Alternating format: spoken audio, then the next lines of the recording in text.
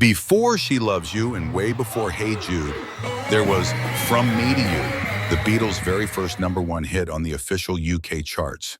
But behind its catchy harmonica and three-part harmonies lies a story of trains, telegrams, chart rivalry, and the exact moment John and Paul learned how to write for the fans. On March 4th, 1963, John and Paul were on a coach traveling to Shrewsbury for a gig, probably the Helen Shapiro tour.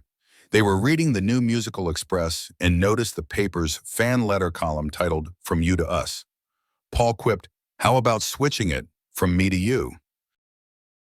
John's bluesy harmonica intro is unforgettable, but that nearly didn't happen. Producer George Martin, fresh off their first hit, Please Please Me, pushed for another catchy intro. Lennon borrowed the harmonica idea from Delbert McClinton, whom he met during the Beatles' Hamburg days when McClinton was touring with Bruce Channel. It was the first single written entirely by Lennon and McCartney together. Not one writing the verse, the other the bridge. They worked side by side, alternating lines on that coach ride. It became a formula. Hook first, fan-focused lyrics next. Released April 11th, 1963, backed by Thank You Girl. Though it seemed like a throwaway B-side, Thank You Girl was actually meant to thank their growing female fan base. The Beatles were already building their identity as fan-first artists. While Please Please Me hit #1 on some charts, From Me to You was their first to top the official UK chart, Record Retailer. It began a 17-hit streak that lasted until 1966. The song modulates from C to G, an unusual move for a pop song at the time. The bridge jumps unexpectedly, adding tension and variety. This was a sign the Beatles weren't content with formula.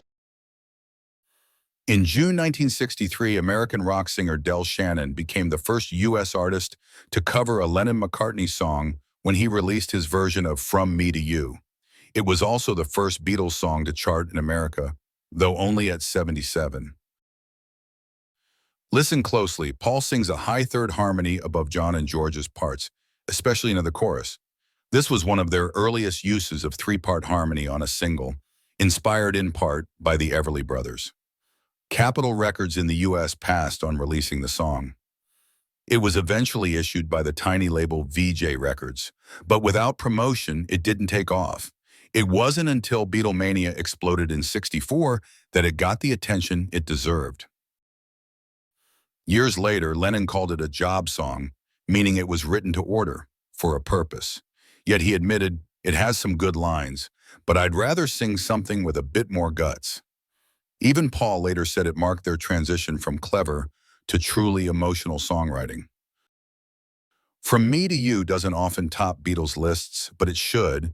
It was the first real Beatles single in every sense, a Lennon-McCartney collaboration, crafted for fans, driven by harmonies, and perfected by George Martin's guiding hand.